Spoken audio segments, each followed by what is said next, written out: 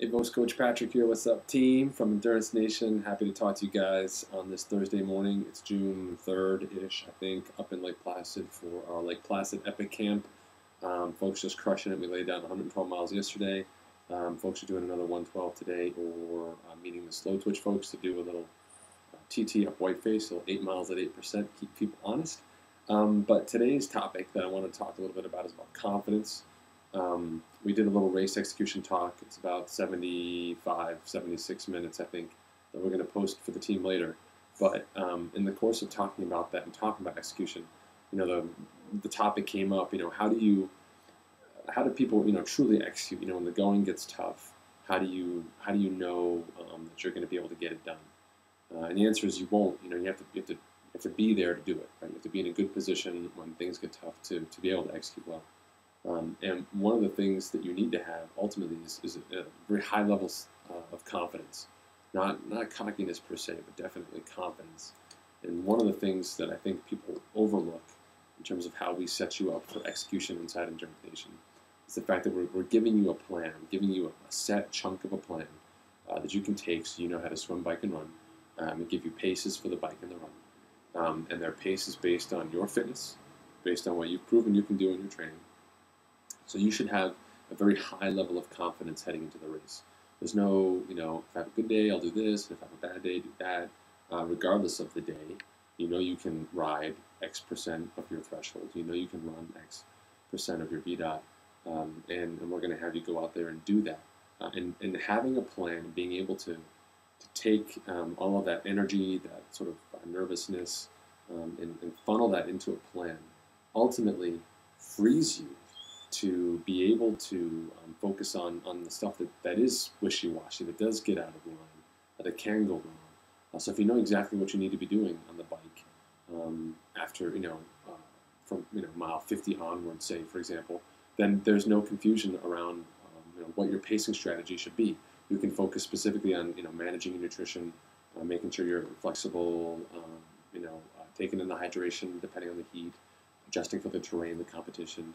And you're not worried about should I be riding X number or so fast or not so fast, because it's in the plan and you've got a plan and you're just simply following the steps of that plan. Very simple.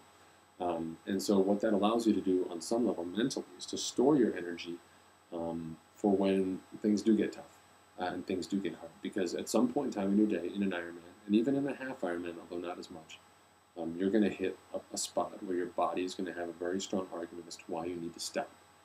And your mind has to be able to convince your body that it's time to keep going.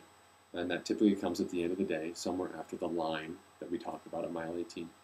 And you're going to have to keep your body going forward, assuming, of course, that you're not suffering some injury or some serious stomach issues, whatever it may be. But the majority of the challenges you face at the end of the day is a lack of mental focus. People take too long at aid stations.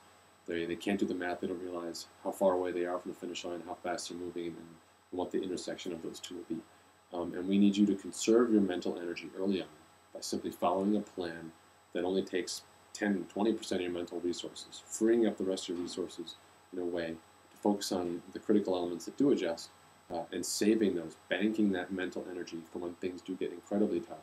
And you need to, as Coach Rich says, nut up and get it done at the end of your day. So one of the key things about this race plan that we give you is that it allows you to focus on what really matters, critical elements, which is when things get hard, when everyone else slows down drastically, and you can put your energy into making that part of your day the best part of your day, which is what ultimately will lead you to being closer to achieving your race goals and racing to your fitness potential, which is critical.